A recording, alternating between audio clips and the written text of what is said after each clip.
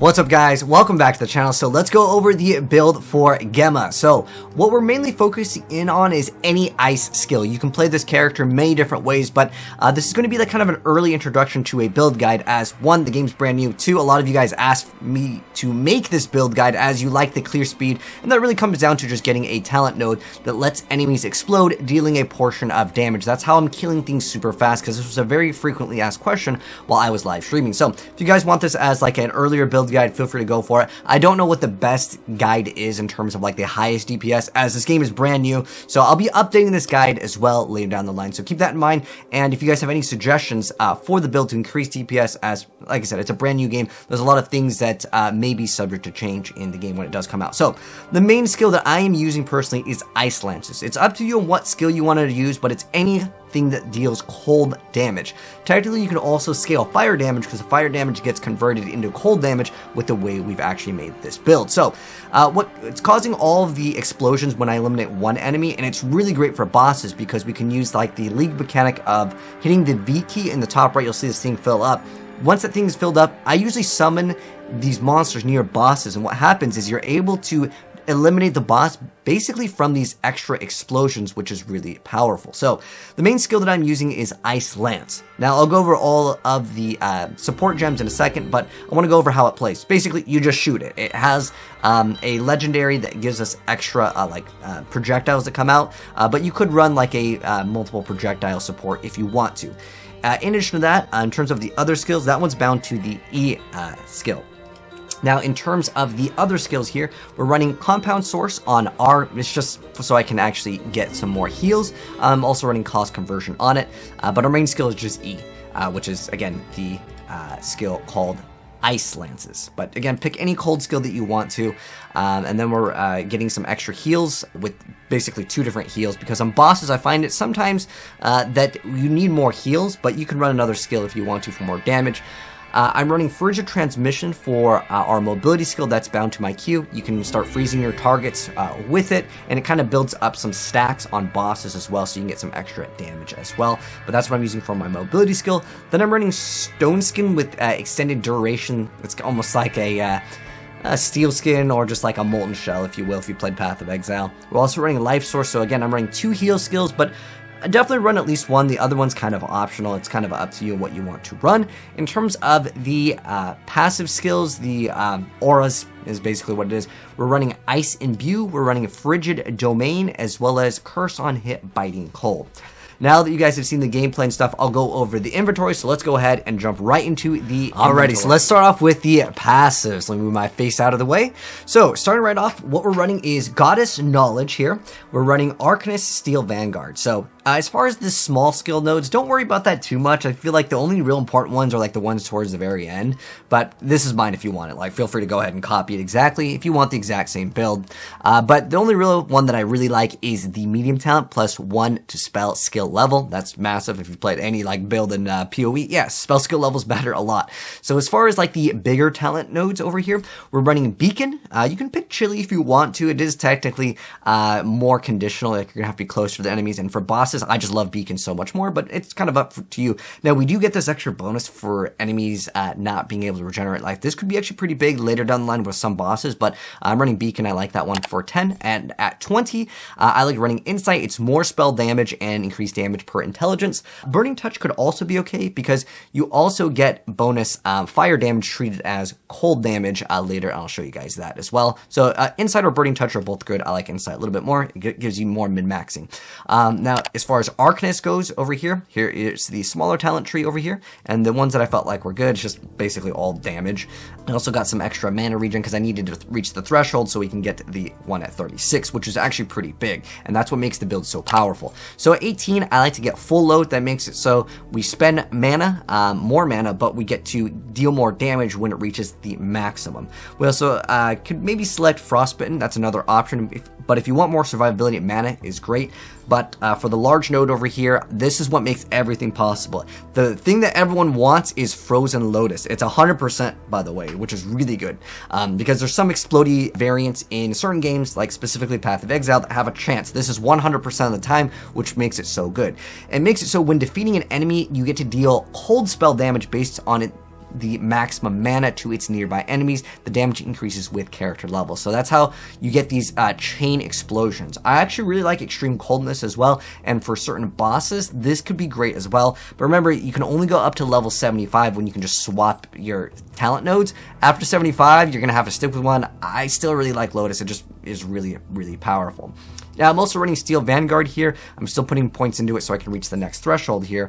But one thing that I really like is Reflection. That gives us extra aura effect, and on top of that, extra damage for each type of aura we are affected by. But in terms of the nodes, this is what I currently am pathed out for. Again, this is kind of like a build in progress in terms of like a build guide, but I know a lot of you guys did ask for it, so I figured I'll just go ahead and upload a YouTube video so I don't have to pause my stream and explain everything every single time. But yeah, that's what I have spec'd in right now. I would say once you're about like level 70-ish, you should be really, really solid with this build. Now, in terms of the skills in the passive category, this is what I'm running. Now, I would run multiple projectiles if I didn't have it as a legendary ability, but Ice Lances, added cold damage, efficient cast, slow projectiles, wind projectiles. These basically cancel out each other in terms of like the negative and positives in terms of the speed. So this one makes it so we have less projectile speed, but we get extra damage. So you'd have to wait for the Ice Lance to hit, but with the wind projectiles, it goes extra fast and we get some extra damage. So it doesn't really change the projectile speed at all because these ones just give the most damage, at least as of right now. This is what I've seen to give the most damage in terms of support. There is another option. Oh, if you want to, you can get one where it doesn't freeze, but it gives more damage as well, which is another option. But I'll just go over this really fast. I mean, this doesn't really matter. These two skills could definitely be changed. If I had regen, I would probably remove these and throw in a totem just to get extra damage, or just anything else to give us extra damage. But I feel like in certain boss phases, it's nice to be able to not die so you don't lose XP. This is our mobility skill, which is Frigid Transmission. Then we've got quick mobility, cooldown reduction, and the mark over here. And then in terms of Stone Skin, just extended duration on it, but you can run other things for extra cooldown, whatever the case may be. That could be an option as well. Again, it's kind of like a build in progress here because we're not max level yet. In terms of our auras here, or our passive skills is what they call them, we've got Ice Imbue, Elemental Fusion, Freeze Chance, and Imbue buff. We've got Frigid Domain with nothing else attached to it. Then Curse on hit, Biting Cold. This gives us extra damage for cold, so that can be great for that.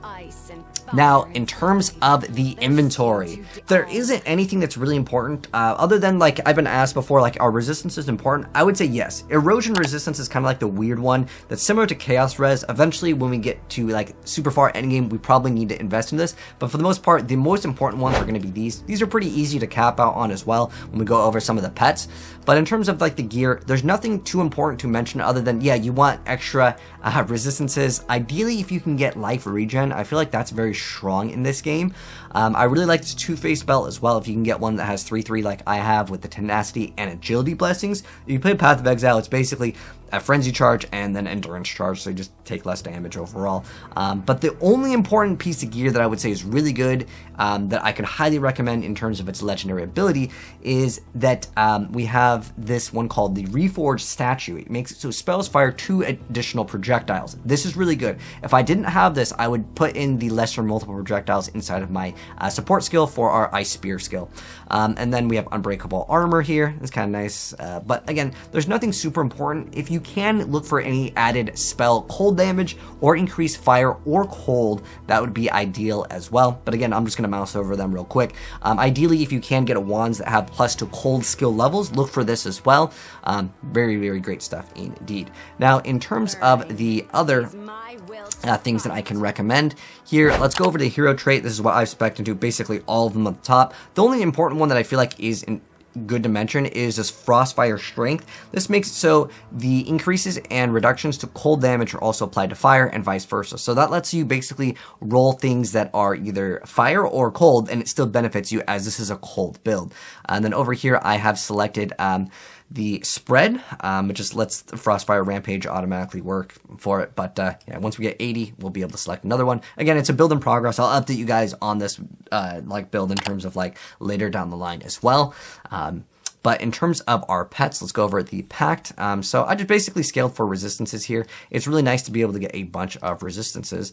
This is what I've opted out for. I mean, this one, I believe everyone gets this one for free, the lizard follower. It's like the first one that you get when you get the pet. But again, like the pets are kind of RNG, so it's kind of up to you and what you rolled, but I just scaled as much damage as possible. Now, I'm also kind of curious because this game is brand new. What's interesting is these medium ring nodes, you'll see that it has plus damage, right? Now, the final ring node, which is usually the most powerful one, it only has 13 damage to minions and our damage, but the smaller one has plus 20, plus 30. What I'm thinking is the way the game is actually worded is additional damage is a more multiplier, as in it's a multiplicative multiplier versus a additive, as in the additional damage is more, but someone please let me know, as again, this game is brand new. It has what I would say some translation issues. It's in beta.